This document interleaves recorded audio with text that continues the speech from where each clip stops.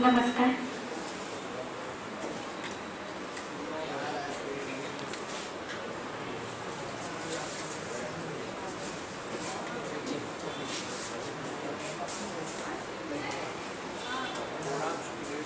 जगतगुरु भगवान श्री कृष्ण जी, मेरे गुरु सच्चिदानंद परब्रह्म गुरुदेव जी, यहाँ के वासुदेवता, स्थान देवता, यहाँ मंचासीन सभी संतजन, यहाँ उपस्थित सभी हिंदुत्व निष्ठ, आप सभी को मेरा भावपूर्ण नमस्कार। आज का जो विषय है मंदिर के संदर्भ में, आप सभी के समक्ष मेरा अनुभव, मेरी आयु सब कुछ बहुत अल्प है, लेकिन तब भी मेरा सौभाग्य है कि आप सभी के समक्ष गुरुदेव जी ने जो भी हमें सिखाया है वो आप सभी के समक्ष रख पाऊं। विषय है मंदिरों के संदर्भ में। तो मंदिर क्या है? मंदिर का विषय बहुत ही महत्वपूर्ण है, सात्विकता से भरा है। मंदिर जो है वो हिंदू धर्म की आधारशिला है। अभी जो अपना हिंदू धर्म है वो कहाँ से उठता है? तो इसका आधार ही मंदिर है, क्योंकि मंदिर जो है वो हमें बहुत अलग अलग क्षेत्रों पे लाभान्वित करता है, सिखाता है। तो आज के इस विषय में हम यही समझ के लेंगे। मंदिरों के कारण हम हिंदुओं को मानसिक दृष्टि से आधार तो मिलता ही है, साथ ही साथ उसका आध्यात्मिक चैतन्य इतना अधिक है जिसकी हम कल्पना भी नहीं कर सकते। और यही कारण है कि सैकड़ों वर्षों के उपरांत भी हम हिंदू, हमारे जो हिंदू मंदिर अभी तक अन्यों के नियंत्रण में है, सरकार के नियंत्रण में है और अन्य भी समस्याएं हैं, उसके लिए लड़ रहे हैं। और उसका परिणाम क्या है? इसी संघर्ष का परिणाम भी हमें आज दिख रहा है कि अयोध्या का हमारा राम मंदिर, अब इसका पुनरुद्घाटन अगले वर्ष 22 जनवरी को अयोध्या में होने वाला है। ईश्वर की कृपा से हमें यह सफलता मिली है।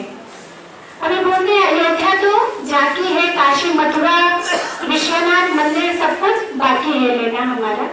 और वो क्यों है? मंदिरों का महत्व हमारे जीवन में क्यों है, वह भी समझना आवश्यक है। क्योंकि जब तक हम मंदिरों का हमारे जीवन में महत्व क्या है वो एकदम बेसिक लेवल से नहीं जानेंगे, तब तक इतना हम उसके लिए जो संघर्ष करने की हमारे अंदर प्रेरणा उत्पन्न होनी चाहिए वो नहीं हो पाएगी। तो आइए हम समझ के लेते हैं कि मंदिरों का महत्व हमारे जीवन में क्यों है। तो मंदिर जो होते हैं वो क्या है? तो वो सात्विकता एवं चैतन्य के स्रोत है। मंदिरों के बारे में बताया गया है कि देवस्य देवानाम व आलयः, अर्थात जहाँ पर भगवान का वास होता है वह देवालय है, या फिर हम जिसे अपनी भाषा में मंदिर कहते हैं। तो हम सोच सकते हैं ना कि जो भगवान का घर है उस मंदिर में, उस आलय में हम जाते हैं तो निश्चित है कि हमें वहाँ पे भगवान की शक्ति, भगवान का चैतन्य वो मिलने ही वाला है। अभी मंदिर को अलग अलग अर्थों से देखें तो अभी आप देखेंगे नेक्स्ट स्लाइड में, नेक्स्ट पेज कर सकते हैं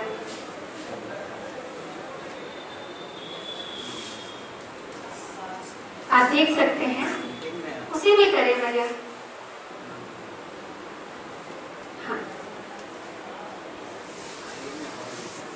हाँ, ये वाला स्लाइड आप देख सकते हैं। मंदिर का फोटो ही यहाँ पे आया है, तो ये देख कर के हमें वो जो चैतन्य है मंदिर का वो समझ में आ रहा होगा। तो मंदिरों के बारे में, मंदिरों को विद्यालय माना जाता है। क्यों? क्योंकि मंदिरों में जो भगवत भजन होता है, प्रवचन होता है, धर्मशास्त्र बताया जाता है, इसके कारण हिंदू धर्म शिक्षित होते हैं। इसलिए मंदिर केवल मंदिर ही नहीं, हमारे लिए वो विद्यालय भी है। अगला जो है वो न्यायालय। मंदिरों को न्यायालय भी कहा जाता है क्योंकि यहाँ पे हम जाकर भगवान से न्याय मांगते हैं, इसलिए मंदिर न्यायालय भी है। उसके साथ ही साथ बहुत सारे भक्तों के कष्ट यहाँ पे भगवान हर लेते हैं, इसलिए उसे औषधालय भी माना जाता है। हम समझ सकते हैं ना कि मंदिर कितनी आवश्यक है हम सभी के जीवन में। और क्या आवश्यक है कि ये जो मंदिर है, नेक्स्ट स्लाइड, कि ये हिंदुओं के संगठन का केंद्र भी है। चाहे वो बाबा गरीबनाथ का मंदिर हो, अपना पटना का हनुमान मंदिर हो, या बाबा बैजनाथ धाम हो, यहाँ पे लोग जाते हैं। यहाँ पे कोई जाति धर्म, जाति के बारे में कोई पूछता नहीं, धर्म के बारे में तो हम कोई विचार नहीं करें, क्योंकि धर्म तो एक ही है। वहाँ पे कोई नहीं पूछता आप किस जाति से आए हो, कौन सी जाति से आए हो, वहाँ कोई कुछ नहीं पूछता। इसलिए मंदिर जो है वो संगठन के केंद्र माने जाते हैं और इसीलिए आवश्यक है कि मंदिरों की रक्षा की जाए। अभी प्राचीन काल में हम देखेंगे तो उस मंदिर से सामाजिक जीवन भी जुड़ा हुआ था। कैसे? क्योंकि मंदिरों के माध्यम से ही कला के बारे में जो अलग अलग कलाएं हैं, चाहे वो संगीत कला हो, नृत्य कला हो, उसका भी संवर्धन किया जाता था। तो मंदिर का तो अनन्य साधारण हमारे जीवन में लाभ है। लेकिन दुर्भाग्य से अभी हम मंदिरों के बारे में देखें तो अभी बहुत सारे संतजनों ने बताया भी है कि इतने सारे मंदिर अभी सरकार के कब्जे में हैं। तो हमारा कर्तव्य है कि इसकी मुक्ति के लिए हम सभी मिलकर प्रयास करें। और बोलते हैं कि 1000 साल से भी अधिक, चाहे वो इस्लामी आक्रमण हो या ब्रिटिशों के माध्यम से जो मंदिरों को की हानि की गई, इतनी हानि होने के बाद भी आज हिंदू धर्म जीवित है, तो उसका एकमात्र कारण है मंदिर संस्कृति। ये मंदिर संस्कृति जो है जिन्होंने हिंदू धर्म को जागरूक करके रखा है, और इसीलिए आवश्यक है कि मंदिरों की संरक्षण के लिए प्रयास किया जाए। अभी हम देखेंगे कि मंदिरों की समस्या क्या है। बहुतों के बारे में बताया भी गया है, लेकिन बार बार हमारे मन मस्तिष्क पर यह अंकित होना आवश्यक है कि हमारे मंदिरों की समस्या क्या है। आप देख सकते हैं इस एक चित्र में ही कि मंदिरों की समस्याएं क्या क्या है। चाहे वो मंदिर का अधिग्रहण हो, कट्टरपंथियों द्वारा अतिक्रमण हो, जो भी अर्पित धन का अपव्यवहार हो, शासन द्वारा मंदिरों का विध्वंस किया जाना हो, या जिहादी आक्रमण हो। तो इतने सारे हमारी समस्याएं हैं। बहुत सारी समस्याओं को हमने इसमें लिया नहीं, क्योंकि समय की मर्यादा है। यह ध्यान में रखते हुए अब हम कुछ उदाहरण देखेंगे जो हमें जागरूक करने के लिए बहुत ज्यादा आवश्यक है। वर्ष 1927 जब हमारा देश स्वतंत्र नहीं हुआ था, उस समय अंग्रेज सरकार ने 1927 में केवल हिंदू मंदिरों का सरकारीकरण हो, इसलिए Madras Hindu religious and charitable endowment act 1927 ये वो लेके आए थे। समझ लीजिए इसमें केवल हिंदू मंदिरों का सरकारीकरण किया जाएगा। भारत स्वतंत्र हुआ। अंग्रेजों का तो हम समझ सकते हैं कि उन्हें हमारे धर्म से कोई मतलब नहीं था, लेकिन भारत के स्वतंत्र होने के उपरांत भी 1959 में 1959 में क्या हुआ, कांग्रेस सरकार आई और इसी कानून में थोड़ा सा फेरफार कर उन्होंने किया क्या, उन्होंने यह किया कि मंदिरों का तो सरकारीकरण किया ही जाएगा, उसके साथ ही साथ जो मठ मंदिर है, जो धार्मिक न्यास है, उन्हें भी सरकार के नियंत्रण में ले लिया जाए। आप सोच सकते हैं, समझ सकते हैं कि किस प्रकार से हिंदू धर्म को नष्ट करने के लिए प्रयास हो रहे हैं। अभी मंदिर सरकार लेती है तो वो लेते क्यों है अपने नियंत्रण में? क्या उसका विकास करना चाहते हैं? क्या उसका जीर्णोद्धार करना चाहते हैं? तो इसका उत्तर है नहीं।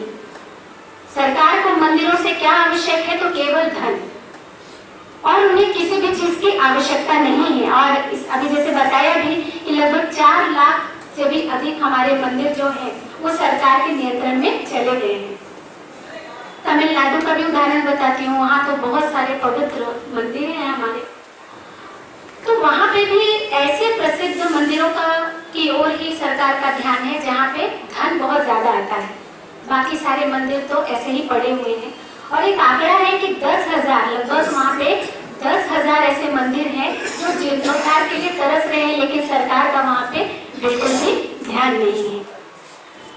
अभी सरकार करती क्या है, वहाँ पे तो पूजा करने के लिए पुजारियों की भी नियुक्ति नहीं की गई है।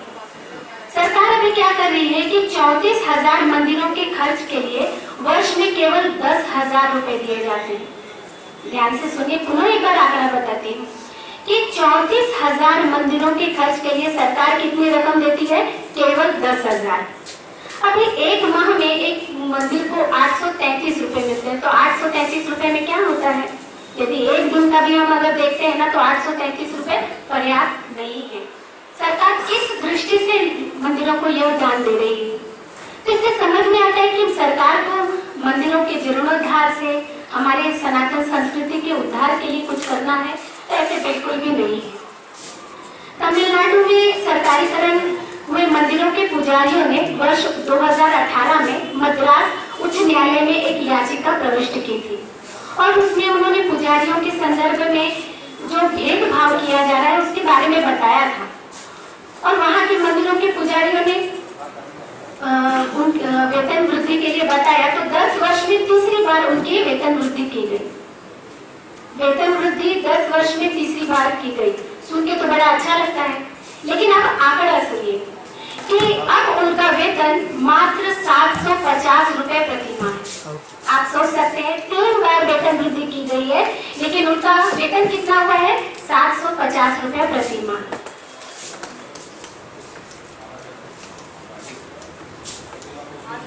अभी आप देख सकते हैं स्लाइड पे किस प्रकार से दिखाया गया है कि मंदिरों के इमामों को कितना तनख्वाह है? 15 से 18 हजार। और मंदिर के पुजारियों के लिए क्या तनख्वाह दी गई है? 750 रुपए प्रति माह। ये तो हमारा मजाक उड़ाने जैसा ना। 750 रुपए में क्या हो सकता है? भारत के संविधान के अनुच्छेद 21 का ये उल्लंघन करता है, क्योंकि अगर हम देखें ना मिनिमम वेजेस भी जो बोलते हैं ना, एक मजदूर को भी न्यूनतम कितना रुपया देना चाहिए प्रतिदिन, उससे भी ये कम है। तो ये एक तरह से हमारे जो पुजारी हैं उनका उपहास करने जैसा है ना। तो इससे समझ में आता है कि मंदिरों को सरकारीकरण से मुक्त करना कितना आवश्यक है। अभी आप सभी ने बेतिया का नाम सुना होगा। बेतिया क्या है? वहाँ पे कोर्ट ऑफ वार्ड है। यह नियम कब, कानून कब बनाया गया था? जब अंग्रेज थे। वर्ष 1897 में अंग्रेजों ने ये नियम बनाया और ऐसा नियम बनाया था कि जिस जमीन पर बेतिया में, बिहार में ही ये नियम था, बाद में अभी बेतिया में ये अभी भी लागू है कि जिस मंदिर का केयर टेकर ना हो वो मंदिर सरकार, वो भूमि जो है वो सरकार ले लेगी।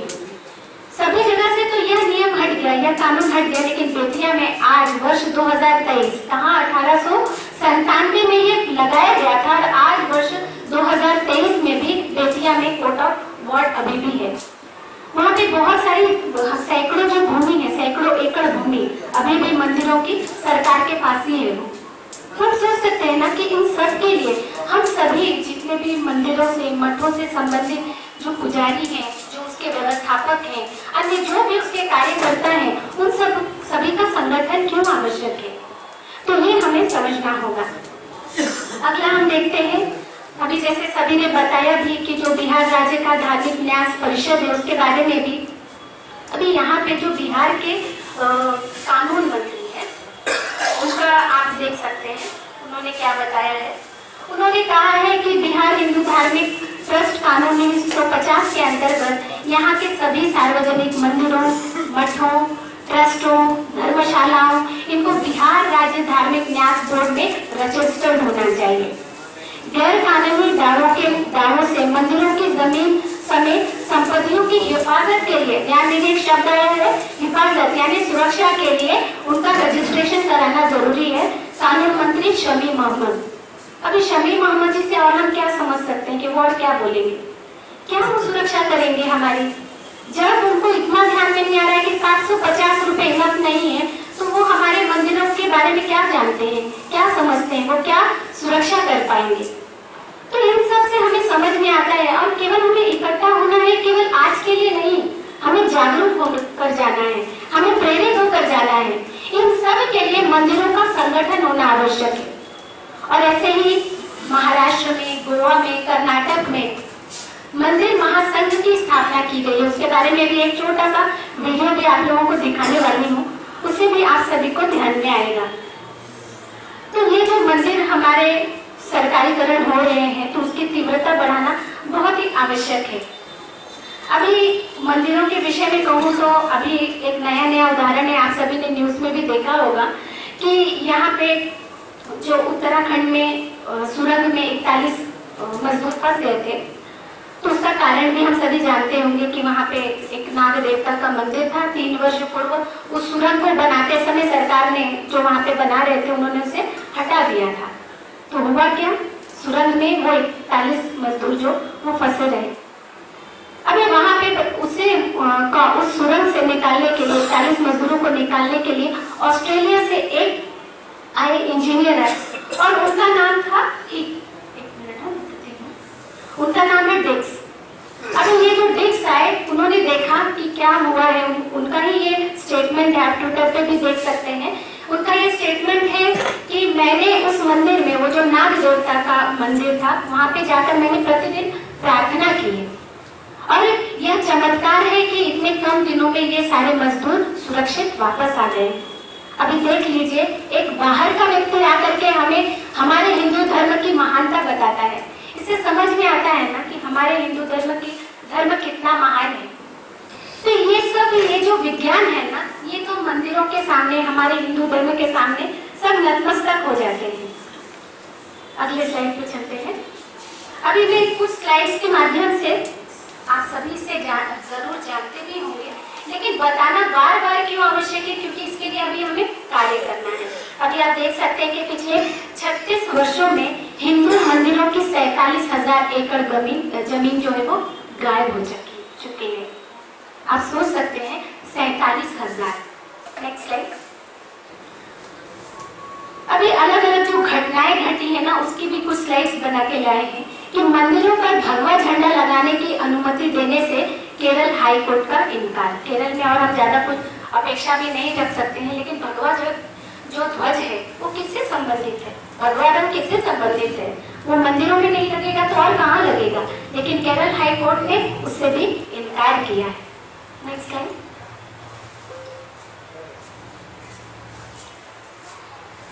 अभी उत्तर प्रदेश में जो क्या हुआ है कि वहां पे आजकल ये घटनाएं बहुत आम हो गई हैं। नफीस नाम का एक व्यक्ति धर्मांध जो है वो मंदिर में घुसकर उसने रामचरितमानस को फाड़ डाला और देवी देवताओं के वस्त्र भी नोच डाले। आप सोच सकते हैं कि ये जिहादी जो मानसिकता है वो क्यों आ रही है। कहीं ना कहीं हम मंदिरों के प्रति हमारा जो सम्मान का भाव होना चाहिए, जो जागरूकता होनी चाहिए, वो कम पड़ता है ना। हमें हमारे अधिकार के बारे में तो बहुत जानकारी रहती है, लेकिन कर्तव्य के बारे में हम उतना करते नहीं। तो मंदिरों की सुरक्षा हर एक नागरिक का, हर एक हिंदू धर्मीय का कर्तव्य है, ये समझना होगा। Next slide. अभी देखिए, तिरुमला तिरुपति के बारे में है ये कि वहां के बोर्ड के अध्यक्ष पद पर ईसाई की नियुक्ति की गई है।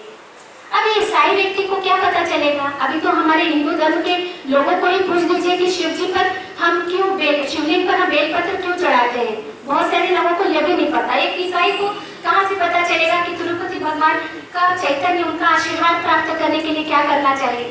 तो एक ईसाई की नियुक्ति हो रही है। क्यों हो रही है ये नियुक्ति? क्योंकि हम सोए हैं ना, इसलिए ऐसा होने दिया जा रहा है।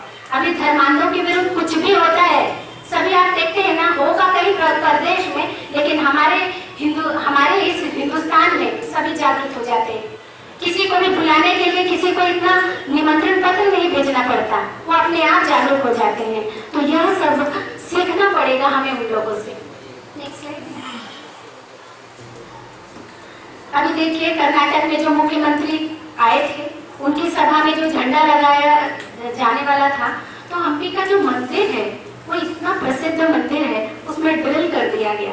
आप सोच सकते हैं ना, हमारे मंदिर जो कितने सहस्रों वर्ष पुराने हैं, उसे ड्रिल कर दिया गया, छेद कर दिया गया उसमें। आगे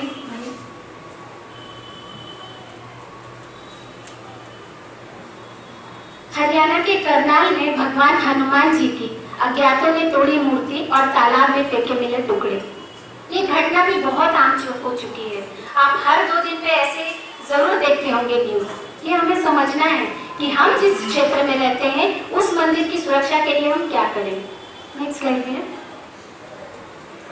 अभी देखिए, आसाम का भी एक उदाहरण आया है कि करीमगंज में क्या हुआ है। वहां पे 200 वर्ष प्राचीन शिव और नारायण मंदिर को अज्ञात लोगों ने पेट्रोल डालकर जला दिया। हम कहते हैं ना कि हम तो मंदिर में अपने दुख के समय में दौड़ के जाते कि भगवान हमारी रक्षा करे, लेकिन हम क्या कर रहे हैं?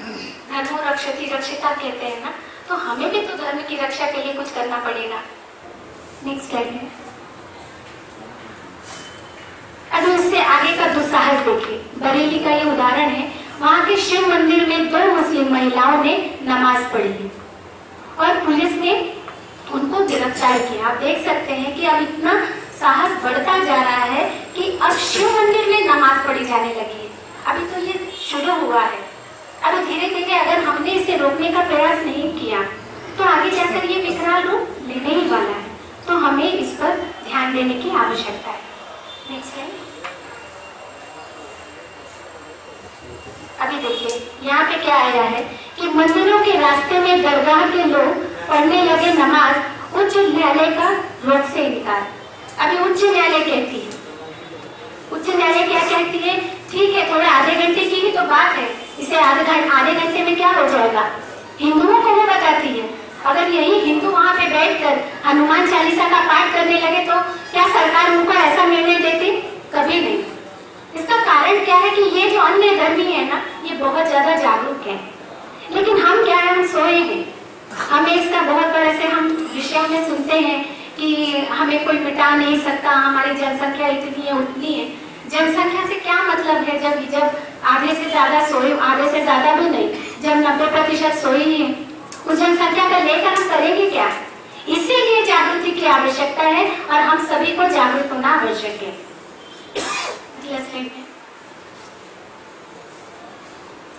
अभी औरंगाबाद बिहार की घटना भी देख लीजिए। अभी इसमें कैसे हुआ है कि वहां पे भी जो हनुमान मंदिर है वहां पे भी गोमांस फेंका गया है और ये 4 माह में तीसरी घटना है। कितना अधिक हमारा जो इसकी ओर जो ध्यान होना चाहिए वो हमने कितना अधिक दुर्लक्ष्य किया है, इससे हमें समझना होगा। तो हम सभी का कर्तव्य है कि हम जिस भी मंदिर से संबंधित हैं और जिस मंदिर में हम जाते हैं, सभी संतों का, पुजारियों का ही कर्तव्य है ऐसे नहीं है, हम सभी का कर्तव्य है। हम जो भी श्रद्धा से श्रद्धालु मंदिरों में जाते हैं तो आवश्यक है कि हम भी वहाँ पे यह ध्यान दें, सतर्क रहें। तो इससे क्या होगा, ईश्वर की कृपा हमें मिलेगी। नेक्स्ट है।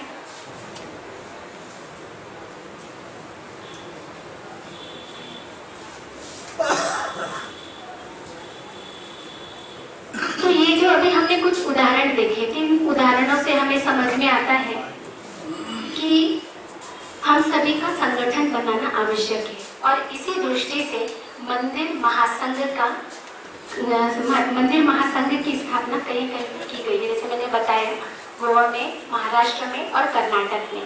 तो इसके बारे में भी थोड़ा सा बताती हूँ कि हमारे देश में अलग अलग प्रकार के तीर्थ क्षेत्र हैं, श्री क्षेत्र हैं, पौराणिक मंदिर हैं और बहुत सारे ऐतिहासिक मंदिर हैं, स्थान देवताओं के भी मंदिर हैं, हमारे आराध्य देवता, उपास्य देवताओं के भी मंदिर हैं, नवग्रह देवताओं के भी मंदिर हैं, संतों की समाधि मंदिर भी है।